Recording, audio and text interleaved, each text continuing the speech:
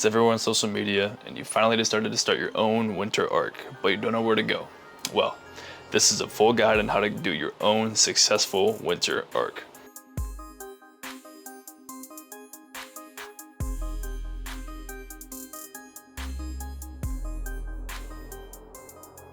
Now, why should you go on a winter arc? All a winter arc really is, for most people, is just a bulk.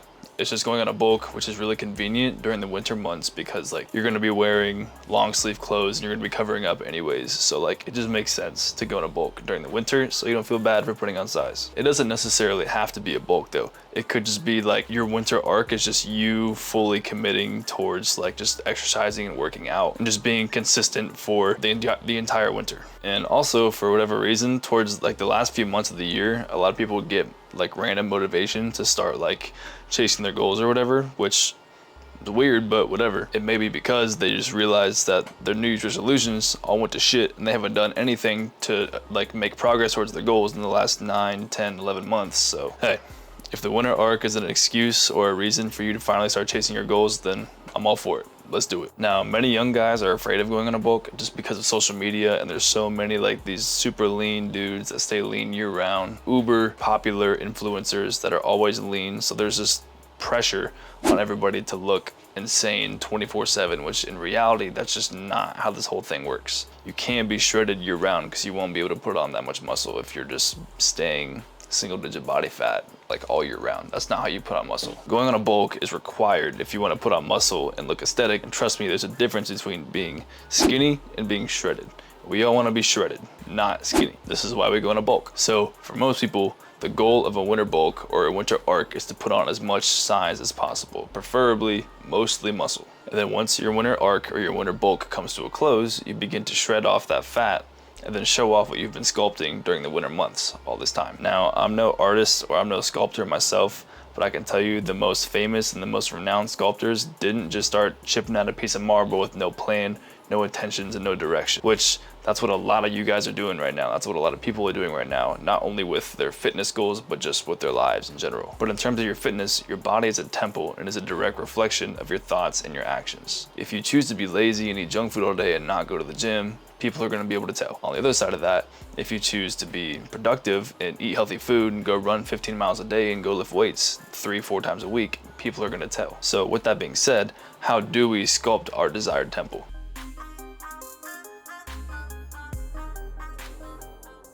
Now, putting on size means that we need to be in calorie surplus. Now, I'm not gonna harp on this too much because I've already made a couple videos about bulking that you can go watch after this video. But I will give you a couple pointers on how you can stay consistent with your diet and a bulking diet for an extended period of time, which can be difficult. Try creating 2 to 3 Try creating 2 to 3 different meal combinations that total out to meet your calorie requirements and your macronutrient requirements. Pick foods you really enjoy and that are easy to eat for a long time, because trust me, it's gonna get boring really quick. Now with these 2 to 3 different meal combinations, it gives you a little bit of variety so you don't get bored so quickly. But each day, choose one of those meal combinations and commit to eating those exact meals for that entire day. In doing so, this holds you accountable for getting all your meals in, and it takes out all the thinking that you have to do on your part, which is big for a lot of people. Thinking is something that tends to kill a lot of people's goals and dreams. People get really motivated like around New Year's, and like they start thinking and creating these goals for themselves, and they get really motivated, and the more they think about it, the more and more they realize like the work they're gonna have to put in, and then what's called analysis paralysis sets in. Basically, they psych themselves out of doing what they were just so motivated about to go do and go chase whatever goals it were, and then they end up just never chasing their goals or never making any progress towards those goals that they just made for themselves that they were just so motivated about. So planning 3 to 4 meals and having 2 to 3 different combinations of these meals at the beginning of your bulk will help you stay consistent, and that way you can't mess up and overthink about like getting your meals in. To hold yourself accountable, document these 2 to 3 days somehow, whether it be a journal,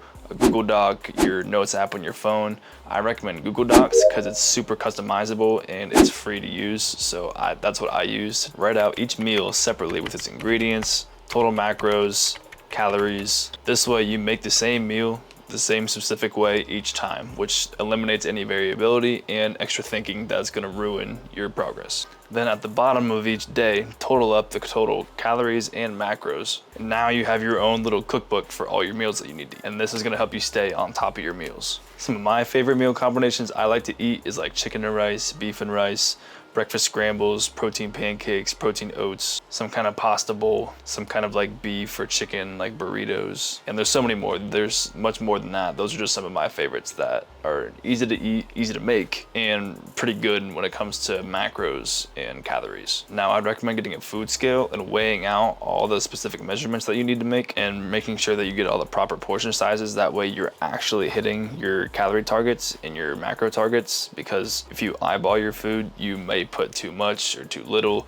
which puts a little bit of variability. That way it eliminates any thinking. Just measure it out at the beginning, so that way you know how much that you need to eat and how much you need to make every time you make those meals for the entirety of your winter arc. Now that you got your diet right, it's time to put those calories to use.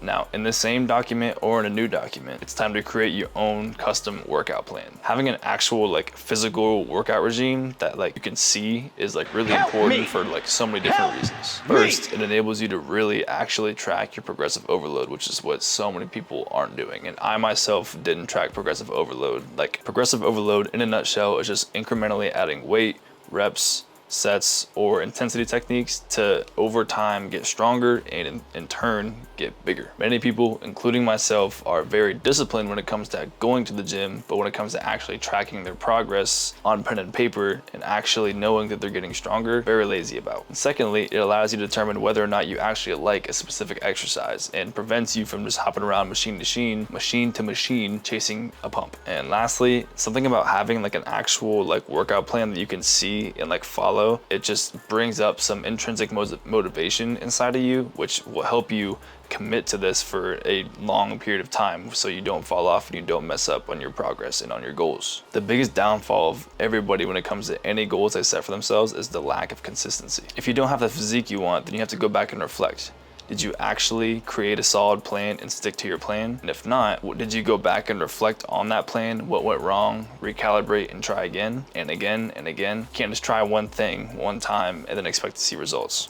Now, with all that being said, let's make this workout plan. Now, in that document, whether it be the same one as your diet or a new one, you're gonna document all your weights, your exercises, your sets, your reps, and what weight you used all in this one document. First, you need to determine what split you're running for this winter arc. All a split is how people organize which muscle group they work out on a certain days throughout the week. Some common splits are push-pull legs, upper lower, a bro split, a full body split, and there's so many other ones. And you can actually get inspiration from other splits and then kind of create your own split, which is kind of what I've done. I've taken aspects of different other, like multiple splits, and I've kind of combined them into one split that I'm running right now, which you can do for yourself. You just have to do your own research in your own time to figure out what you can commit to and what's something that you'll actually enjoy doing and do for a long, consistent amount of time. Now that you've figured out what days you're gonna hit each muscle group, you need to select what exercises you're gonna do for those muscles. A good rule of thumb is aiming for like 8 to 16 sets per week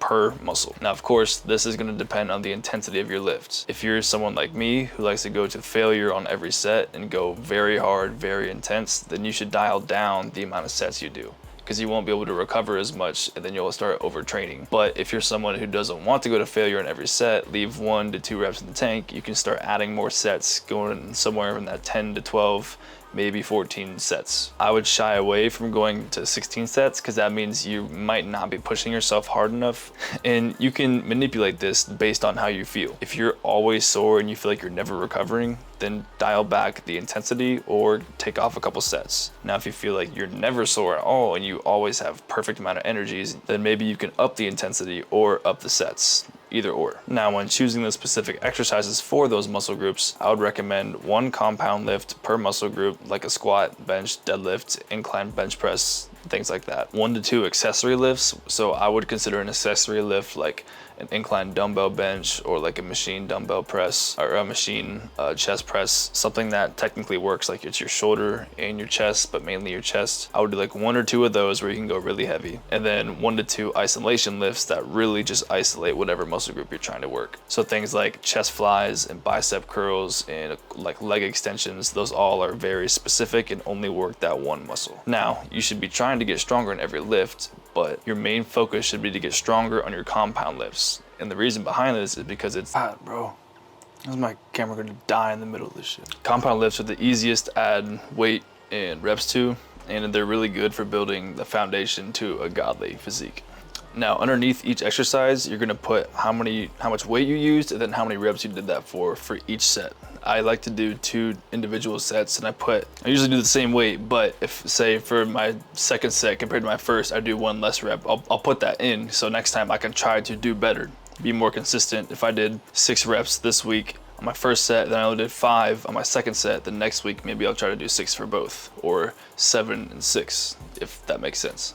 But now every time you go to the gym, you have an exact guide to follow for what you should be trying to do and what you should be trying to achieve when you're in the gym. And it also makes it a little bit more fun. Like, it almost makes it like kind of like a video game. It's like you're trying to achieve a new goal, you're trying to do it like a new quest or something like that. And then when you do set a new PR, then you just change it out. Underneath the exercise, just take out what you did last time and then put in what you did today. Then next week, you're just gonna try to beat that PR again next week. And then underneath that, each exercise and each lift that you do, you can also put in like different cues that you want to do for yourself. If you like to keep, it'll help you stay consistent. So if you're gonna do like a 3-second negative on a certain exercise, you can put that note in. That way you remember to do that every single time you go to the gym. Or if you have like a certain cue to help you feel a better mind muscle connection, like with your back, you can type that in. That way every time you go to the gym, you'll be right mentally and physically to go to execute and just get bigger and get stronger, bro. Once you've got your workout routine written out, then all you have to do is execute. Now, I like doing 4 to 6 weeks blocks of the same exact exercise and sets and reps. I mean, obviously I try to get stronger and do more reps and sets, but I like sticking to the exact same exercises for 4 to 6 weeks. And that way, it gives you an opportunity to determine if you really do like or you really don't like a specific exercise. So like right now, I just put in barbell rows in my back days, and if I really like it after 4 weeks, I'm getting stronger, I'm gonna keep it. But if I don't, then I'm gonna change it out for maybe like a cable row or something else. But that goes for anything. At the end of the block, if there was an exercise I didn't like, then I'll just change it out for a different one. It's not that big of a deal, and this way you at least give the exercise a chance, because a lot of people, the first time you do an exercise, it's not gonna hit exactly how you want it to. You're gonna have to get used to it. You're gonna have to get familiar with how much weight you can do, how many sets you can do, proper form. So you have to give each exercise a legitimate chance before you disregard it.